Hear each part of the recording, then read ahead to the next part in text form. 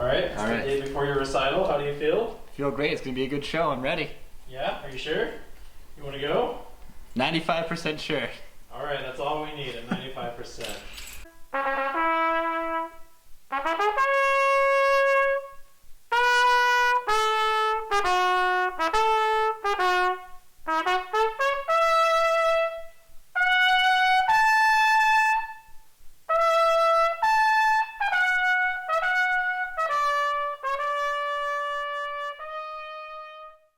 Doki doki, artichoke. All right. I guess I think that's it. If I have anything else, I will call you or text you. Okay. All right. Bye, Andrew. Bye, Mom. Bye. Bye, Dad. Love y'all. Thanks, love you too. Love you.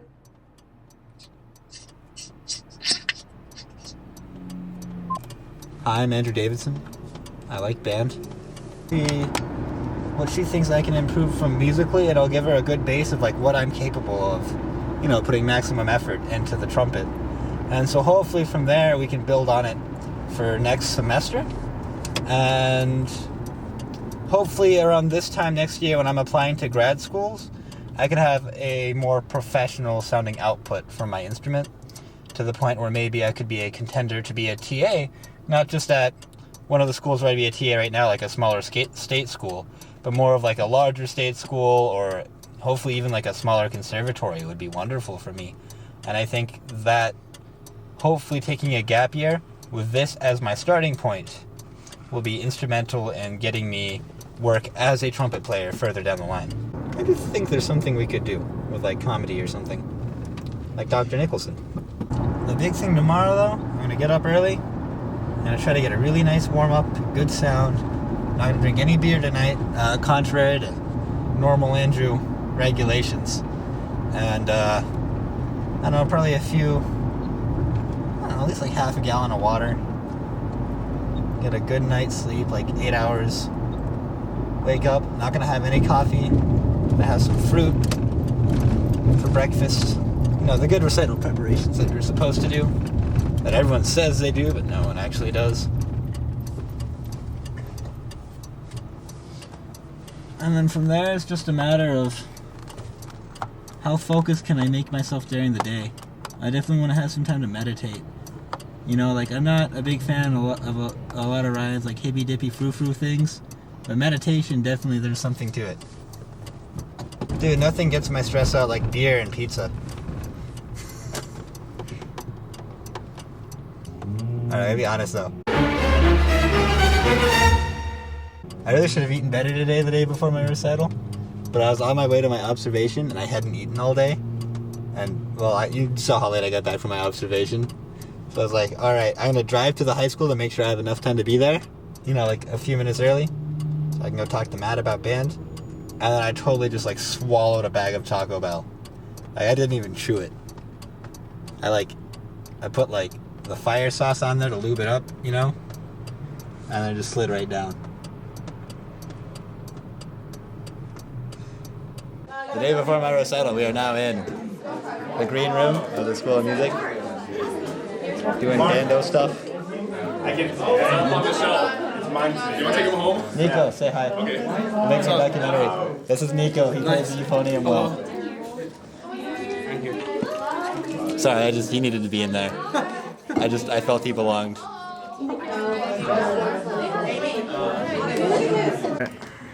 Anyway, I let Jacob borrow my flugelhorn for wind ensemble, and I finally got it back. It feels so good to know where all my trumpets are. They're all safe. Whereas I let Lauren O'Donnell borrow my flugelhorn for last year, and she gave it back to me better than I gave it to her. A little bit. She cleaned out the insides. I mean, honestly, I feel like I should just give her all my trumpets at this point. Who's that handsome stuff?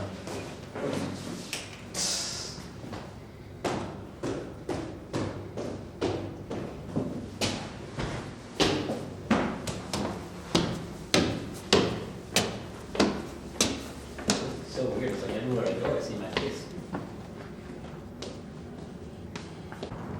It's a little chillier today. But honestly, I prefer this type of weather. I feel like it's nice to be going to a recital because I did mine late April last year, and the big issue was, since it was so hot outside, because I live in the desert, I got to my recital and I was just covered in sweat. I had my backpack on, and all my dress clothes were all smelly. And you gotta feel good to play good, I think a good part about confidence is thinking like, yeah, I look good right now. I look confident. I'm gonna go up there and I'm just gonna kill it. And I feel like not being covered in sweat tomorrow is gonna be a big part of that. Just the little things that I think are maybe dumb little superstitions or traditions, but I think they could really add to the performance. And as soon as you're done, it is time to relax. But if you don't let yourself relax, you're gonna get sick. Last year after my last recital, I got so sick that I couldn't stand up. That's because I was an idiot. I stressed out a ton about that recital. I wanted to make it perfect. I was controlling every minor detail to make it the way I wanted it to be. And it turned out all right. It wasn't the greatest. There were some iffy things that happened here or there. But overall, I had fun and it was a good experience for me. But afterwards, I played a mariachi gig, like right after. I finished my recital, I went home, I put on my traje, I got in my car, and I played the gig. And then the next day, I played another gig. And at that second gig, I started feeling a little queasy, a little woozy. My head started feeling funny. And I kind of drove home in like this weird haze. And I opened up the door to my house, and I fell asleep on the couch. All my preparation for this was starting at the end of summer and at the beginning of the school year. And there's nothing more I can really do to improve my performance except for making sure I'm well rested and, sleep. So I'm going to warm up early in the morning. Probably go to an observation, see one of my band director friends. And then I'll play again a little bit right before the show starts. And then boom, it's showtime. And I do treat it as a show instead of a concert, because I really do think it should be entertaining. There's a certain philosophy to what I've set up for this recital, in that I want people to be entertained, but I want them to learn something about the Western musical art tradition that we all know and love today as classical musicians. So I programmed it where it's kind of like fun, and then something serious, and then something fun, something serious. It's almost like when you're eating sushi. You eat the sushi roll, and you take in the flavors, but then before you can eat the next sushi roll, you have to grab a bit of ginger as a palate cleanser. So for example, I'm going to open the concert with this fun, exciting cornet showpiece. It has all sorts of, musical pyrotechnics. I'm playing loud, playing high, and it's overall a fun piece. But right after that, since that was a fun piece and everyone's excited, their ears are warmed up for the concert, then I will delve into probably the most serious piece of my program. It is a concerto by Neruda. It's actually originally written for corno da caccia, which is Baroque-style valveless horn. A big and important part of that is getting the right historically authentic timbre, since it's written for an instrument that doesn't really exist a whole lot anymore. I mean, there are modern replications with valves and stuff that professionals like Pacho Flores will use, but I'm just Andrew, not a professional yet. Hopefully one day, we'll see. And so in order to replicate that, I was talking to my professor, what could I do that would be the correct timbre? And my first thought was flugelhorn would be the correct timbre. The issue is doing flugelhorn really early in your recital like that, and on a really high chop-busting piece like the Neruda, will just destroy me for the other 30 minutes that I have to play tomorrow. So we decided against that, and we realized that the smarter goal or idea would be to use cornet. Which is cool, because that means I'm staying on cornet for half my recital. And as someone who's had a particular affinity for the instrument and the repertoire written for it, because I'm just a big fan of early wind band, back when cornet solos were basically like the equivalent of Slash or Santana today, I guess it allows me to get back to what I think is really beautiful in music, and it's that nice cornet sound, that sort of richness that it brings to you. Don't get me wrong, I love the trumpet. I'm obviously a trumpet player. But there's something to be said about having an instrument that just resonates with you, even if it's not commonly used. And I guess that's my thing with the cornet, is that when I'm playing it, I feel much more at home than I do on the trumpet. And so I think, while it's not tradition for most trumpet players to play the Neruda on cornet, as most do it on B-flat or E-flat trumpet, I think by breaking the mold, I'm setting myself up for more success personally, and I personally think it is the right way to go to play it in a more historically authentic manner, which I also value as someone who is a giant history geek. Beyond that, quick intermission, and then I just want something sing-songy and beautiful. And I guess one of my big pet peeves with how a lot of instrumental music has been lately is that there's been very few chances for people to go to a concert and hear something new they haven't heard before.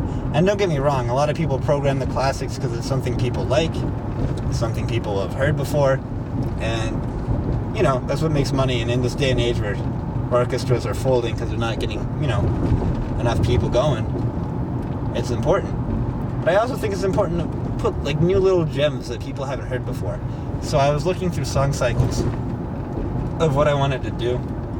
And at first I wanted to do an atonal thing by Berg, but I decided that was a little, I don't know. I feel like for at least my family members that are not big fans of like a lot of, you know, less tonal centered music, it would be a little rough for them. And as someone who would be playing for them, they're my audience, I care about how they'd feel, as well as just intervals are just weird in atonal music, and TBH, I kind of didn't want to deal with weird intervals. Because just the more regular ones are easier on the face. But I found this Sibelius one, Opus 37, which is a song cycle. It has 5 songs. I'll be playing 2 of them for the concert.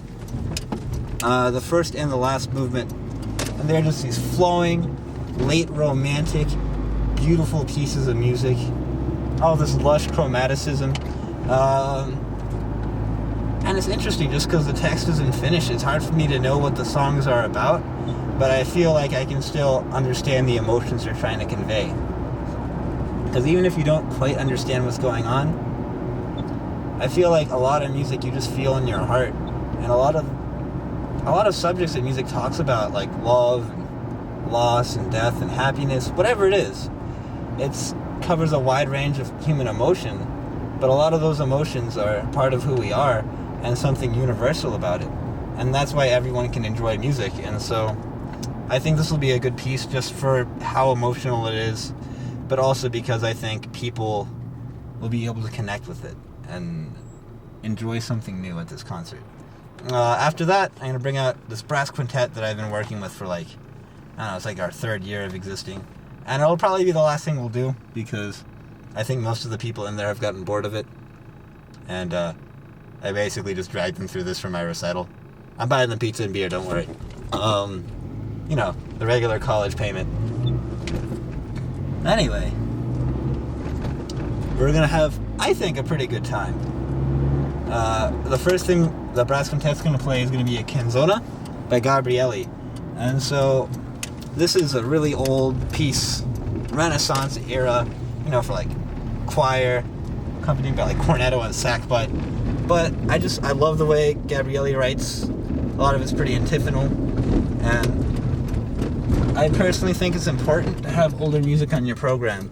And so by encompassing, you know, Baroque, Romantic, Renaissance, Gallant era stuff, I think my recital is going to be pretty unique, considering that most people would expect a lot of brass music to be just Romantic era, because that's where a lot of it came from. It's either Romantic or Contemporary, just because the physical limitations of our instrument until the early 19th century really affects the amount of rep we have. However, after that, that's a serious piece once again. We got our final little palate cleanser The last little bit of pickled ginger you eat on the sushi plate, which is a ragtime piece called Black and White Rag. And I think it's really cool. It's like a piece that would normally be played by someone on a piano, doing all sorts of crazy rhythms by themselves, but it's broken down into a brass quintet piece.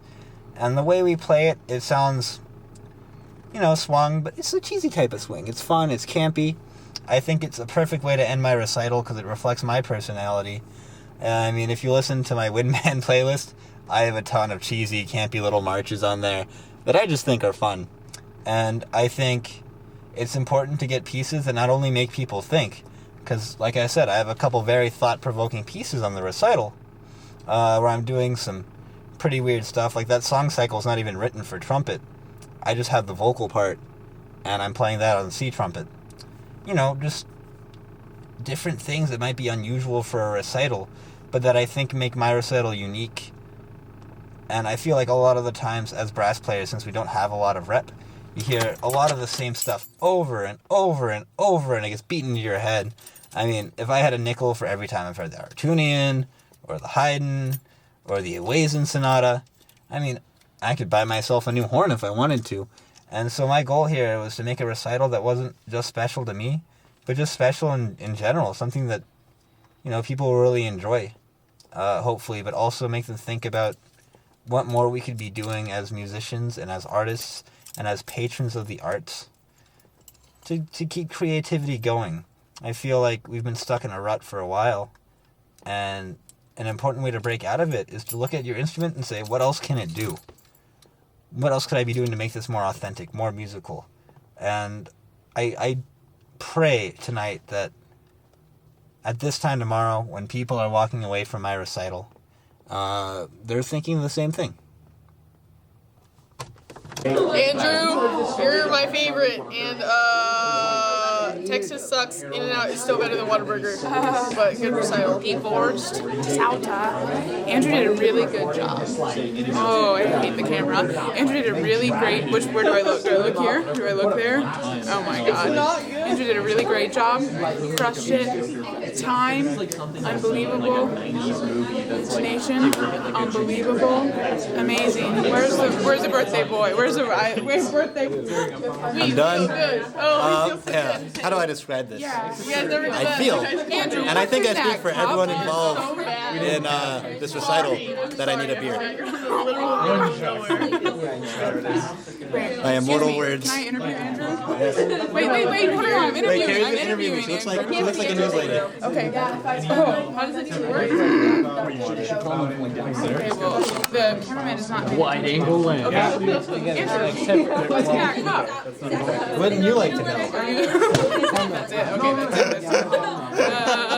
Happy birthday. Hi, Steven, my son. Why are those? You did good, Andrew. Thank you, son. I'm like so pained by that. You did good, Andrew. It's